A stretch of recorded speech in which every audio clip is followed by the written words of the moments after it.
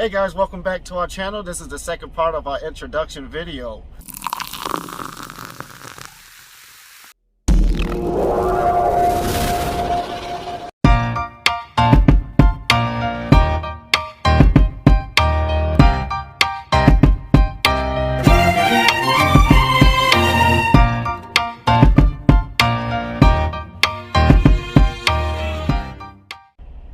Today we're going to talk about how we became truck drivers. Started back in 2013. We were both working in the hospitality industry in a hotel. I was a supervisor of engineering. And I was housekeeping. Well, in 2013, after working in the hotel for about a year, we decided it was time to make a life change. So we decided that it was best for us to take a chance and move out of state. We were living in Massachusetts and we were tired of the long winters and the freezing cold. So we thought about it, we did some research, and the first state that came to mind to us was a beautiful Sunshine State, Florida. the warm state of Florida. Put in a few applications. I received a call a few days later to come down for an interview. Without thinking about it, I hopped on a plane straight to Florida. So the interview went well. I did get offered a position, and they asked when could I start. I didn't think about it, and I told them right away. That evening I called Marilyn with the great news. Very excited. She was also excited. Yeah, he told me, get some bathing suit ready because you come to Florida. Absolutely.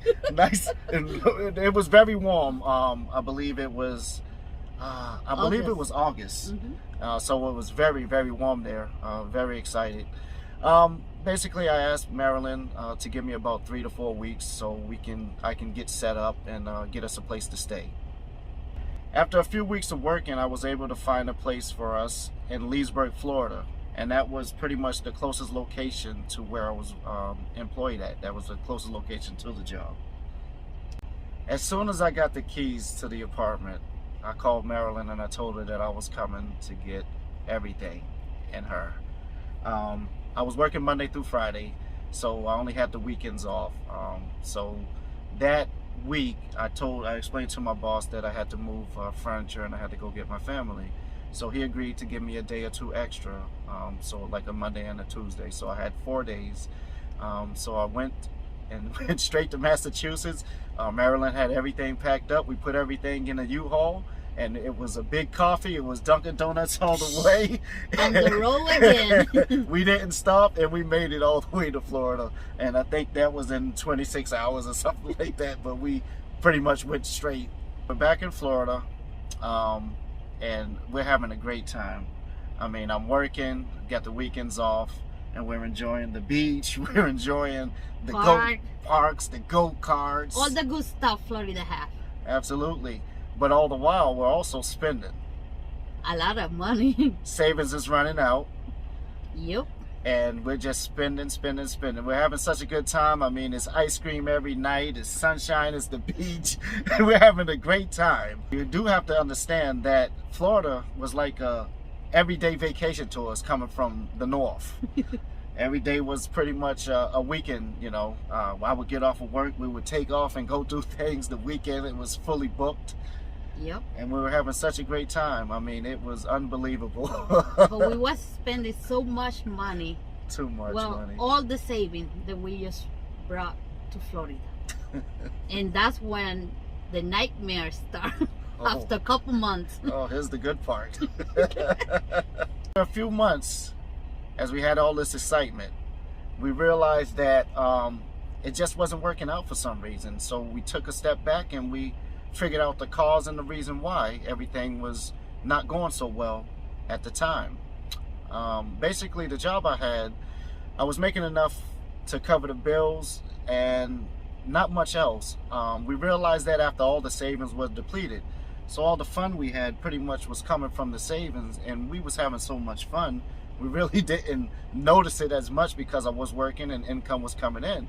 But shortly after that, we realized that we were kind of living check by check. Also, Marilyn wasn't working because she was taking care of one of her grandchildren. So now we need to come with a plan B. and we had all the credit cards. We had ran them all up to the limit. We were done with the savings. Basically, we were living check by check, and we decided to try to figure out another alternative so I can make some extra money. That's where I was doing some research, and I came across an ad that said CDL license, and it would be paid for if you work for a company for a certain amount of time. I put in an application after speaking with a recruiter. It was the first recruiter that I spoke with, the first CDL job, or anyone that I spoke to about any of this. So I thought everything was going so well, and they took my application, they accepted it, and next thing you know, they told me that they can have me there in about a week. So I spoke to Marilyn, I talked to her about it, and I told her that this would involve me going away for about 3 to 4 weeks to get the license. So they send you the bus ticket, Right. and then he got to go to Iowa to Yeah. do this class. That was the hard part that I had to. I kind of left that part out for her to the last minute because I did have to go to Iowa on a Greyhound. And I have to stay alone in Florida. Right. Well, not alone, because I have my grandkid with me. So I remember it was, I think it was right after New Year's. It was like January 2nd or 3rd that I took the bus from Orlando. So I took the Greyhound bus to Iowa. I went to the training facility there at CRSRT. And basically the first week was to get the permit, and I received the permit for the CDL permit after a few days, and then we went straight to training. It was a 2-week process. I received the license within 2 weeks. I called Marilyn. I was so excited, very happy, because I figured that was the route to that was the first step on the way to make money, which was a big step. Very proud of myself, very happy. It was kind of a no-win situation, because if I lost, I was going back with nothing. So I had to get that license. I was very determined to receive that CDL. I put all my heart and soul into it, and behold, I received the license. And also, it was a big change for him, because the other job that he do before was in a hotel, stuff like that. Hospitality, yeah. Yep. So this is a truck driving. This is a new stuff for us. Huge change, huge change. Basically, after a few weeks of at the school, the training, we went right out to training outside. That was driving all around. That was driving in the field. That was basically over the road, all 48 states, with a trainer. And that was for, they hurried everything along at that time. When I did the license, it was like you had to do 12,000 miles, or I think 21 days or 12,000 miles or something like that. So after the 21 days, I believe it was somewhere around February, I had to go change my license, switch it over, because I had an Iowa CDL. So I went back to Florida, and that was the first time that I seen my wife in a month. So in February, I went back to Florida, changed the license, and I had 1 day there. Basically, it was less than a day, maybe 8 or 9 hours. Time to change the license, time for my trainer to reset his hours, and then it was pretty much I had to go again. So after working with CRST for a few months, I did realize that I wasn't making the money that I was expecting to make as a truck driver. So I decided to switch to another company. It's very enticing when you see these ads and they say you're going to make this much and X amount of dollars, and so I jumped ship. I went to another company. I went to Trans Am, and I leased a truck. I had my own truck, and that was The first mistake he did. terrible. What, the mistake. second one? That was the second mistake. That was a bad decision, let me tell you. It wasn't more money. It was, sometimes I would get a decent check, but most of the time it wasn't worth it. So after a few months there, I think I stayed, at least the truck for about 6 months there. It was a short-term lease, and I went with another company. And that company, I thought it was special because they talked a real good game when you spoke to recruiters and all that, and it's very enticing. The potential to make a lot of money is there, but I just didn't have the experience. We're talking now, I'm only 6 or 7 months in, or 8 months in with experience, so I'm still under that first year. So then after Trans Am, I talked to Warner, and they accepted my application. They sent me a rental car from Omaha, Nebraska to what was the place that Trans Am was in? It was in let's say no, it wasn't there. It was Kansas. They sent me a rental car from Omaha, Nebraska to Kansas. So I went there and I started with Warner. So after a few months with Warner, everything seemed all right the first 3 or 4 weeks, but after that everything just started going downhill. And it was real tough. I mean, I needed money, bills were piling up, and it was like the same as before as I was working in a hotel, so I didn't see any difference or any benefit of being a truck driver at the time. So one weekend in the truck, me not making any money, I was sitting there and I received a call. I received a hysterical call. My wife was pissed. I told him, you need to get a local job because you been away for a long time and you're not making money, so you need to come back home. So now I have all the stress from over the road. I have all the stress from not really making any money, and I drive a truck. So that's when I decided I'm not going to lose everything, so I decided to come home. I did look for a local job in Florida, and things weren't just working out. It just didn't happen for some reason. Like we have bad luck, I don't know. So that's when I say to him, you know what? I don't want to be in Florida anymore. I want to go back to Massachusetts, because at least in Massachusetts we both was working. So I say to him, why you don't look for a job in Massachusetts to see if you find something? I put in a few applications for work in Massachusetts. I received a call from Black Horse Carriers. They asked if I can come in for an interview, and without thinking, we made another move. We packed up everything, we broke the lease in Florida, and we decided that it was just time to go back to Massachusetts. On the road again. On the road again. But at least this company was warranty pay. It was a guaranteed pay. And you know, it was weekend off. Right, weekends off. It was very enticing, and so I did go there, and they hired me, and I started right away, and it was great. So after working with Black Horse, everything was coming back together. Had insurance, we had benefits, we had, you know, we were doing okay. Wasn't making a whole ton of money, but we were doing okay. We were getting by. The bills were paid. We can save a little bit of money. Well, no, all the bill was paid because we had a lot of debt, but right. You know, he was available to save some money. Right, and I was also available to spend time with my wife every day because I was home every day after work, and I was able to spend time with the kids. After 1 year of working with Black Horse, I decided one day, after thinking, one of the nights I was driving, what if Marilyn would drive with me? How would that go? You know, we can put 2 checks into the same pot. And so I got home that morning and I asked Marilyn, would she be interested in getting her license to drive a truck? Yep, and you know me, I just jump in. I don't even think about it. I say, yeah, sure. But that was Saturday, and then Monday he told me, get ready, we gotta go to somewhere. Yeah, that was the trucking school in Brockton. It was real close to where we were. And she really didn't know what was the reason we was there. Maybe she thought we were just going to check it out.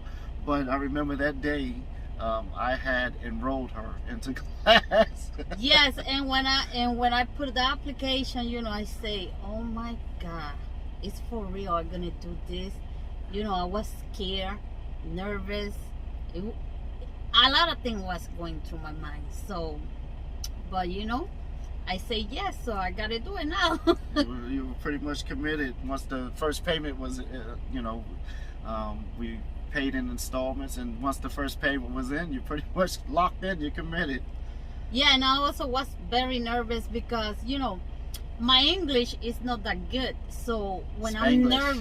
when I'm nervous, I have a lot of Spanglish English. I speak more Spanish than English, so I was kind of scared. I said, "Oh, what about if I can do this?"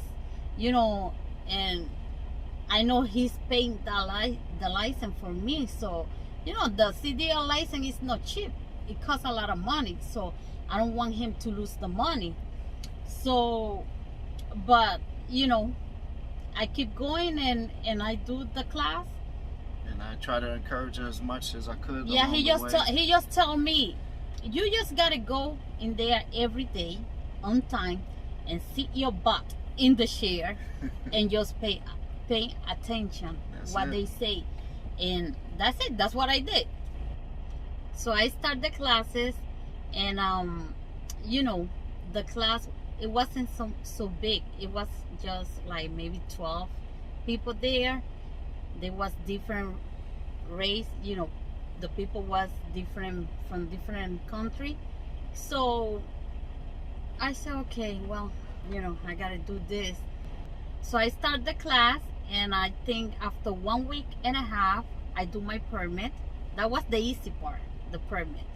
So I gotta do the brake test, the inspection for the truck, the road test, the maneuvers, all that stuff. So, like I say, the easy part was my permit.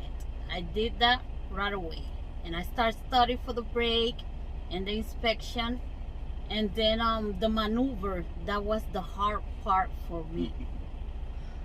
That's when I'm like struggling in the maneuvers. Yeah, I remember Marilyn used to come back home from class because I didn't go to work until later on in the evening. So she would finish class in the morning and she would come home, and sometimes she would be very frustrated if she couldn't get something that day.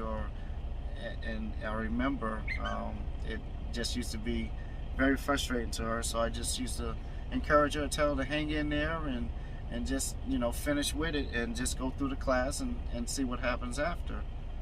So I finished the whole training, and this is the time when I have to do the brake test, the maneuvers, and the inspection for the truck and the road test. But this time is with a DOT officer, so it's different from the t-shirt I have in the real deal in the school. Exactly. So I was so nervous, very, very nervous. So that day I have to go and do the brake test and the inspection. So I did the brake test, I passed the brake test, but in the inspection I failed for 3 points. The police told me that I did good, but when I was pointing, because you're supposed to say the thing from the inspection, you gotta point it what I'm talking about. So he said when I was pointing, I was saying another thing. So he told me to practice a little bit more. So I went back home. But the thing is, when I passed the brake and I failed the inspection, and then when I come back, I gotta do both again. I gotta do the brake again, and I gotta do the inspection. So the second time when I came, I passed both of them. It was another police. It wasn't the same one. It was another trooper. So I did my brake, I did my inspection, and I passed, and I was so happy because I said, yeah, I did that. So now it's my turn to do the maneuver. That's when I was scared. I was like, oh my goodness, because when I was in school, I didn't it was kind of hard for me. Like a practice. And the straight back, it was okay, and but the alley, that was the hard part for me. So when it's my turn to do the test for the maneuvers, he told me do straight back. I did the straight back and I passed. Then he told me left to the right, right to the left, and I did that one. And then he told me alley dog, and I'm like, oh my goodness.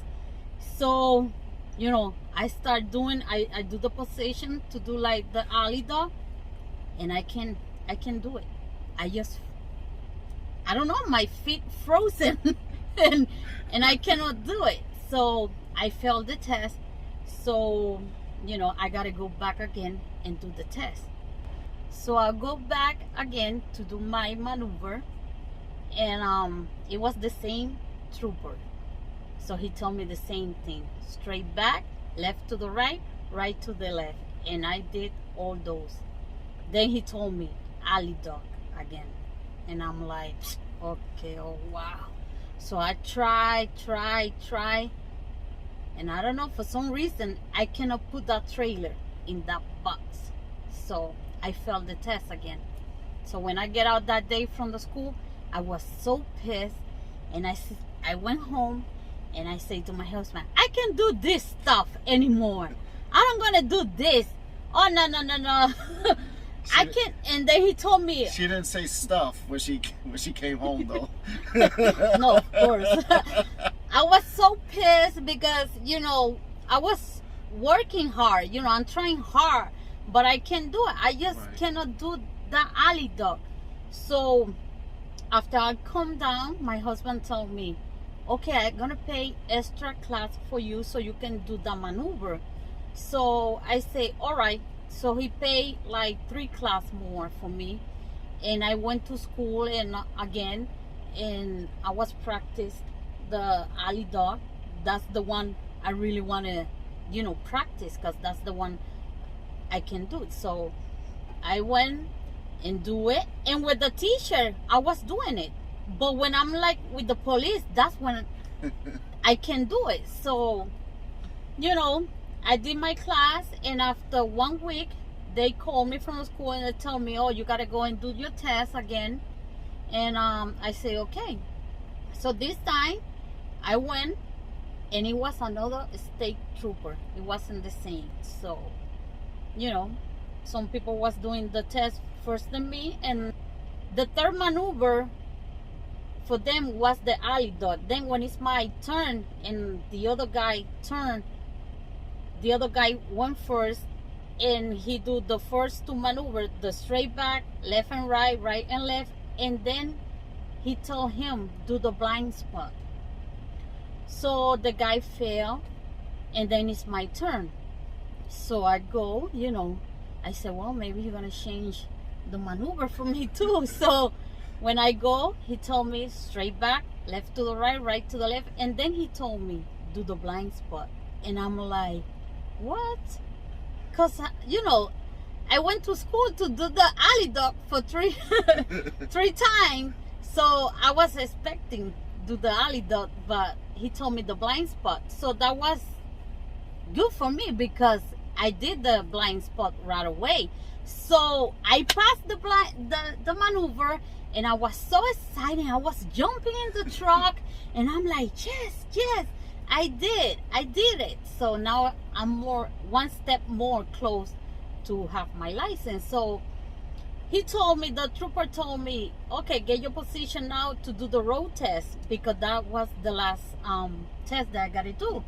So I was so excited that I passed the maneuver that I forget that I had 3 cones in front of the truck. And when he told me drive to take the road test, I crushed the cones. And he told me stop.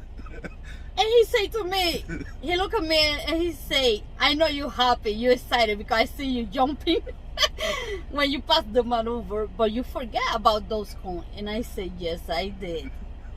My bad. So he told me, okay, go home and come in a few days. So that's what I did.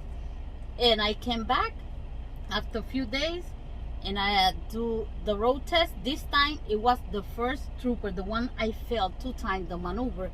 That was the trooper.